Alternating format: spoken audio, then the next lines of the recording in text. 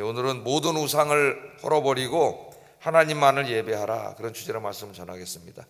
우리의 삶 속에, 내 마음 속에, 또 우리의 가정에, 우리 교회 안에 있는 모든 우상을 다 헐어버리고 하나님만을 섬기는 저와 여러분 되기를 주의 이름으로 축복합니다.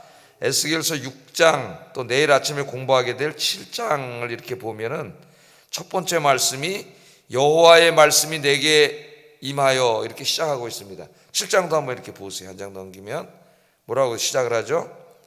여호와의 말씀이 내게 임하여, 이렇게 돼 있어요. 그래서 에스겔 6장 이 7장 말씀은 여호와의 말씀이 내게 임하여라고 하는 도입문이 붙은 두 개의 설교입니다. 에스겔의 설교로 되어 있는데, 6장은 산들을 향하여 하신 설교. 산들, 저 산 말하는 거예요. 들 말고 산. 이상하죠? 산을 향하여 하신 설교고, 7장은 땅을 향하여 하신 설교입니다. 땅을 향하여. 이 두 설교가 되어 있는데, 특히 6장에서는 이제 이 우상 숭배 문제를 집중적으로 다루고 있습니다. 우상 숭배를 다루는데 왜 산에 대해서 얘기할까? 이제 말씀을 우리가 자세히 살펴보면은 왜 그러는지 알 수가 있어요. 이 산에는 이제 산당들이 있었거든요. 산당들이. 산당이 이제 우상 숭배의 온상이 됩니다. 이 이스라엘 백성들에게. 그래서 이 산에 대한 말씀으로 그렇게 나와 있습니다. 오늘 하나님 말씀 듣는 중에 제일 중요한 게 우리 마음. 우리 마음은 성령이 거하시는 하나님의 성전인데, 이 하나님의 성전에 우상을 우리가 들여놓고 우상을 섬길 수가 있어요. 많은 그리스도인들이 우상 숭배를 하고 있어요.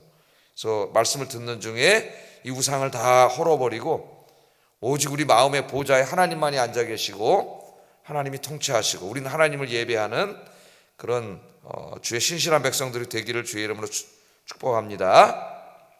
자, 말씀을 보겠습니다. 산들을 향하여 예언하라. 에스겔에게 하나님이 찾아오셔서 예언을 하는데 산들을 향하여 예언하라 그래요. 1절에서 3절까지 보면 여호와의 말씀이 내게 임하여 이르시되 인자야 너는 이스라엘 산을 향하여, 그러죠? 산을 향하여 그들에게 예언하여 이르기를 산들아 주 여호와의 말씀을 들으라. 누구한테 들으라 그래요? 산들에게. 산들아 주 여호와의 말씀을 들으라. 여호와께서 산과 언덕과 시내와 골짜기를 향하여 이같이 말씀하시기를, 이렇게 시작을 하고 있습니다. 언뜻 보면 좀 이상한 것 같이 보입니다. 왜냐하면 하나님의 말씀은 사람에게 선포해야 되는데 오늘 6장에서는 산에게 이야기하라고 그렇게 이야기를 하고 있어요. 왜 산에게 하나님의 말씀을 전하라고 하는가? 그것도 좋은 말씀이 아니라 심판의 메시지입니다. 이 산에 임할 하나님의 엄청난 심판에 대해서 전하라고 그렇게 이야기를 합니다. 왜 산에 대해서 심판의 메시지를 전해야 되느냐? 바로 이스라엘의 대부분의 산에는 우상 숭배의 근원지였던 이 산당이 있었기 때문입니다. 산당. 3절 한번 읽어보겠습니다. 시작.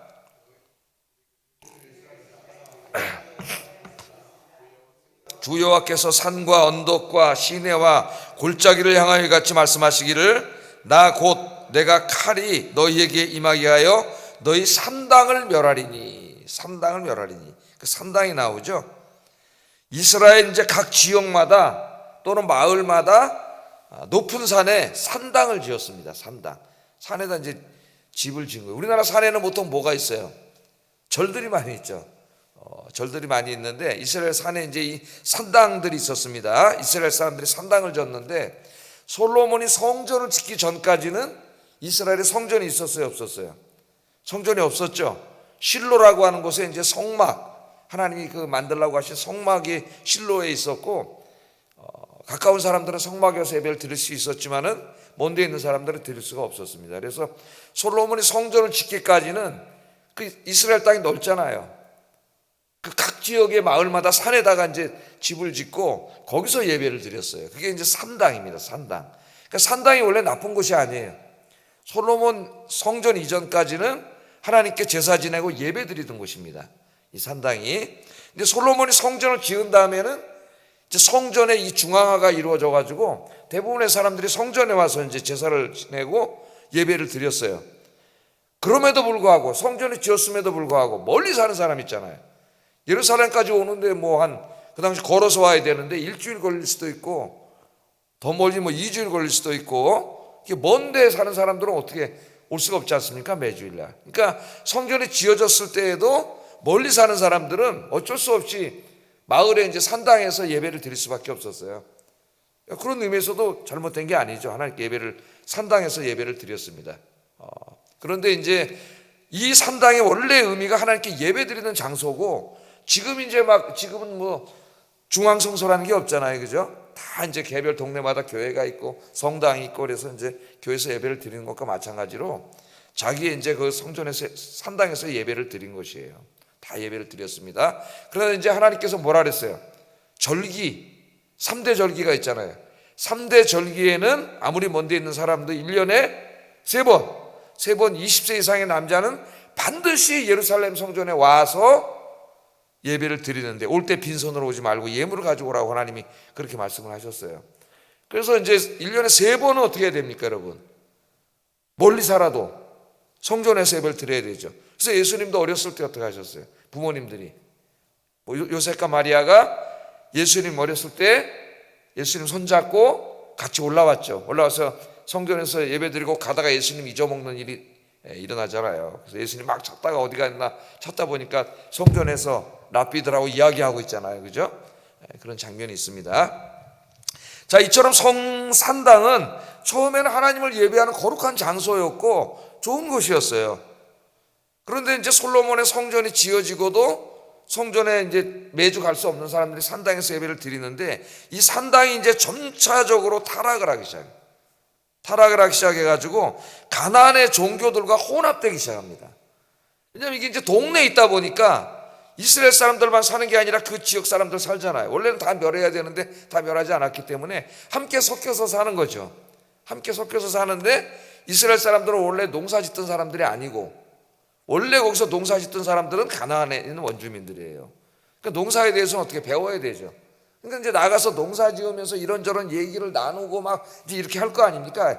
삶이 살아가면서 그들의 얘기를 가만히 들어보니까 그들이 이제 여호와 하나님 얘기를 하는 게 아니라 바알과 아세라 얘기를 하는 거죠. 바알과 아세라. 예? 바알과 아세라가 비도 내려주고 풍년도 들게 해주고 전쟁에서 이기게 해주고 신들 중에 최고의 신이라고 막 이야기하면서, 그런 얘기를 들으면서 이제 산당이 우상 숭배로 흐르게 돼요. 그래서 열왕기상 14장, 좀 시간이 지난 다음에 열왕기상 14장 22절 23절 한번 읽어보겠습니다. 시작.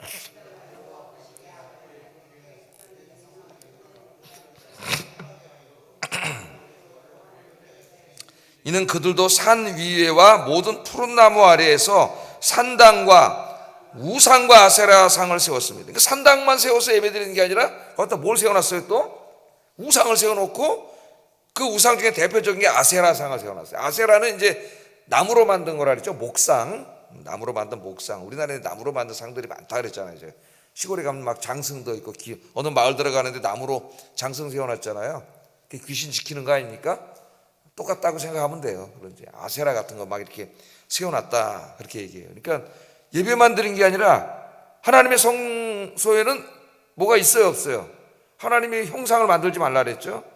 하늘과 땅에 어떤 형상도 만들지 말고 하나님 형상 만들지 말라 그랬어요. 하나님 형상, 인간의 상상력을 발휘해가지고 하나님의 형상을 만들지 말라 그랬어요. 아세라상, 바알상은 뭡니까? 아세라신, 바알신이 있어요, 없어요?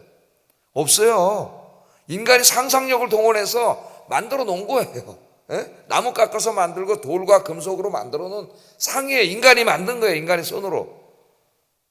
자기네들이 만들어 놨는데 이제 한 세대, 두 세대 지나면 그 다음 세대는 어떻게, 이게 뭐가 되는 거예요? 이게 진짜 신이 되는 거예요. 신이. 존재하는 신이 되는 거예요. 인간의 상상력으로 만들어 놓은 신인데, 인간이 불안하잖아요. 홍수가 나면 어떡하지? 가뭄이 들면 어떡하지? 전쟁이 일어나면 어떡하지? 전염병이 일어나서 많이 죽으면 어떡하지? 자기 힘으로 어떻게 할 수가 없으니까 어떤 강력한 좀 신이 하나 있어서 우리를 지켜줬으면 좋겠다 하는 마음의 그 간절한 소망이 바깥으로 외연화된 게 우상이에요. 실제로 존재하는 신이 아니에요. 없죠. 신은 누구밖에 없어요? 여호와 하나님 한 분밖에 없어요. 그 모든 걸 지켜주시는 분은 우리를 창조하신 여호와 하나님밖에 없는 거죠. 그런데 여호와 하나님은 상이 없어. 신상이 눈에 안 보이면 불안해. 그러니까 인간이 이렇게 우상을 만들어 놓은 거예요. 자, 열왕기하 17장 9절 12절에도 똑같은 말씀이 있습니다. 이스라엘의 자손이 점차로 불의를 행하여 그 하나님 여호와를 배역하여 모든 성읍의 망대로부터 견고한 성에 이르도록 산당을 세우고 모든 산 위에와 모든 푸른 나무 아래에 뭘 세워요?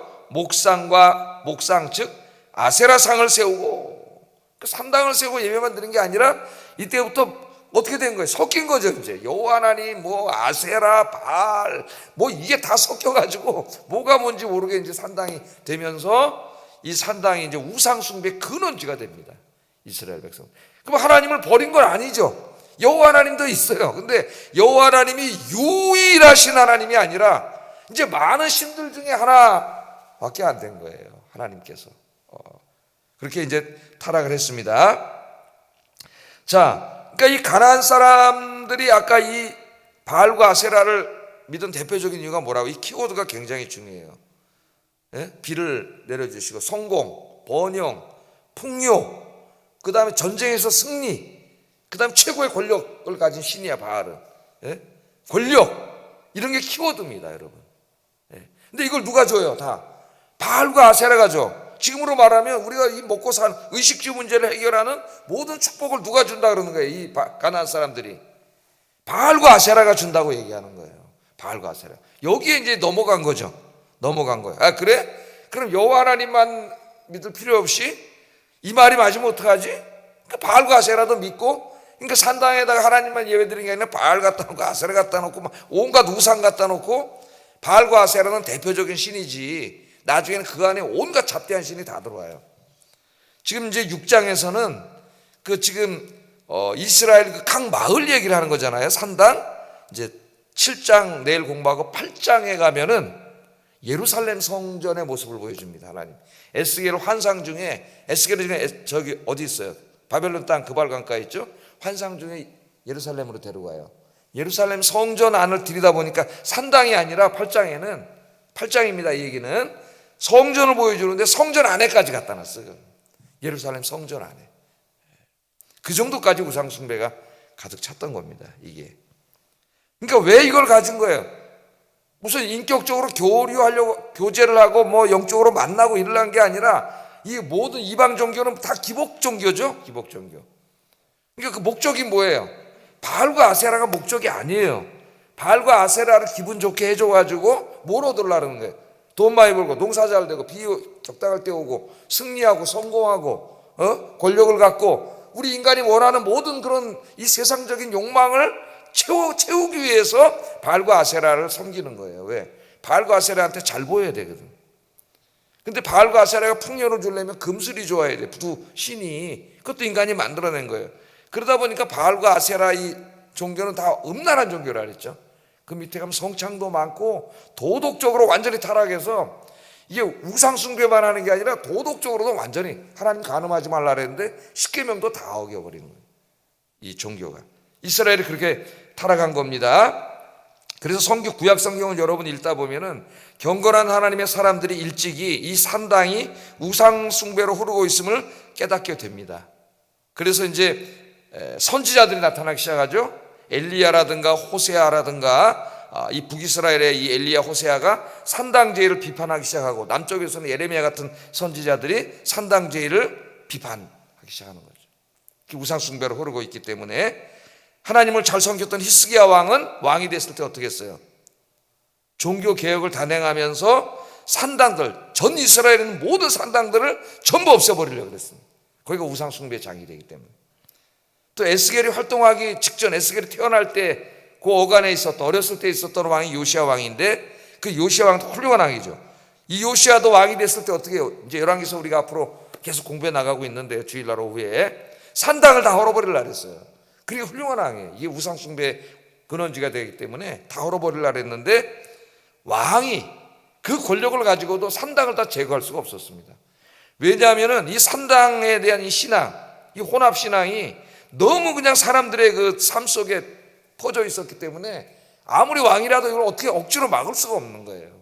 그 정도까지 다 타락을 해버렸어요. 하나님께서는 우상 숭배를 철저히 금하셨죠. 10계명의 1, 2계명이 뭐예요? 우상 숭배를 금하는, 오직 여호와 하나님, 유일하신 여호와 하나님 한 분만을 예배해야 돼. 그런데 우상 숭배를 금하고, 특별히 여러분이 집에 가셔서 레위기 26장이 주로 우상 숭배에 대한 말씀이고, 우상 숭배에 대한 하나님의 엄중한 심판을 예언하는 말씀이 있습니다. 레위기 26장이에요. 오늘 본문에 나오는 이제 그 우상 숭배를 심판하는 말씀은 다 레위기 26장의 말씀을 반복하고 있는 거예요. 이 말씀들이. 여러분, 우리 인간의 죄 중에서 가장 큰 죄가 우상 숭배의 죄입니다. 여러분, 우상은 뭐라 그랬어요? 아무것도 아니에요. 우상은 하나님이 뭐라 그랬어요? 그냥 인간의 상상력을 동원해서 인간의 손으로 만들어 놓은 그냥 형상에 불과해. 조각상이에요. 그냥 나무고, 아세라는 그냥 나무야. 아무것도 없어요. 또 뭐 돌로 만들었거나 뭐 금속으로 만들었거나 아무것도 아니죠. 그러니까 하나님 뭐라 그랬어요? 눈이 있으나 보지 못하고 귀가 있으나 듣지 못해. 예? 거기 가서 기도한들 뭘 해? 그게 돌멩이인데, 나무 조각인데 그게 뭘 해줄 수가 있겠어요? 아무것도 아니에요. 우상은 아무것도 아니라 그랬죠. 사도 바울도 그랬죠. 예? 우상에게 올라갔던 재물을 먹어도 됩니까? 안 먹어도 됩니까? 사도 바울이 우상은 아무것도 아니라 그랬어요. 그거는 돌이에요. 그런데 사도 바울이 고린도전서 10장에서는 뭐라 그래요? 그건 나무 조각, 나무상이고 돌상이고 금속상에 불과하지만, 인간이 거기에 가서 예배 행위를 할 때, 기도를 하거나 예배를 드릴 때 어떤 일이 벌어지냐면은 그 뒤에 어둠의 권세가 찾아온다 그랬습니다. 누가 찾아오는 거예요? 사탄이 찾아와요. 타락한 천사가. 그럼 결국 우상 숭배는 누구를 예배하는 겁니까, 여러분? 사탄을 숭배하는 게 되는 거예요. 그래서 우상 숭배는 가장 큰 죄가 돼요. 창조주 하나님을 떠나서 하나님을 거역하고 반대하고, 하나님이 만드신 이 하나님의 나라와 하나님의 형상의 인간을 다 파멸시켜서 지옥으로 가게 하려고 하는 이 사탄에게 예배를 드리는 거야. 사탄에게. 그래서 우상 숭배가 가장 큰 죄가 되는 거예요. 하나님을 믿지 않는 죄가 가장 큰 죄가 되는 거예요. 우리가 그것을 알아야 됩니다. 그래서 하나님께서는 이 우상 숭배에 대해서 심판의 메시지를 전하는데, 그 우상들이 산에 있었기 때문에 산들아 그렇게 얘기한 거예요. 산들아. 그냥 서 산을 말한 게 아니라 우상 숭배를 말하는 겁니다. 그래서 이제 3절에서 4절 보면은 내가 내 칼이 너에게 임하여 너희 산당을 멸한다 그랬고, 또 6절 7절에 보면은 내가 너희의 거주하는 모든 성읍이 사막이 되게 하며 산당을 황폐하게 만들어 버리겠다 그랬고, 또 11절 12절에 보면은 마침내 칼과 기근과 전염병에 전부 망하게, 거기서 예배드리는 자들은 다 전염병에 죽는다 그랬어요. 14절에 보면은 아예 그 땅을 다 황량하고 황폐하게 하나님 만들어 버리시겠다. 나머지가 다 이 산당 예배, 우상 숭배에 대한 하나님의 심판의 메시지다. 심판의 메시지. 이 일을 하시는 분이 누구예요? 하나님이 하시는 거예요. 하나님께서. 네? 자, 그러면 하나님은 이 말씀을 에스겔을 통해서 성경 말씀으로 기록하셔가지고 저희들이 읽게 하고 우리 목사들을 통해서 설교를 듣게 하십니다. 하나님이. 그러니까 에스겔 말씀을 들어야 돼요. 목사는 자기 은퇴할 때까지 성경 다 가르쳐야 돼. 책임이. 엉뚱한 얘기만 하지 말고. 자, 이 말씀을 하나님이 우리가 들으라고 하신 거잖아요. 예? 목사들 왜 목사를 시켜놨어요? 교회 가서 하나님 말씀 빠짐없이 다 가르치라고. 예? 이 말씀을 가르치라고 목사를 시켜놓은 거 아닙니까? 우상 숭배하지 말고 오직 하나님 한 분만 예배하라.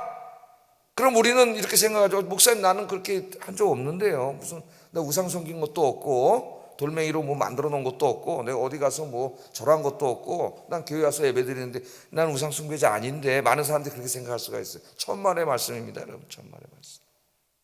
아까 뭐라 그랬어요? 우상 숭배 키워드가 승리와 성공. 저 맞춰놔 보세요. 자, 4가지 키워드가 나옵니다. 승리와 성공. 그 다음에 뭐예요? 풍요와 부흥.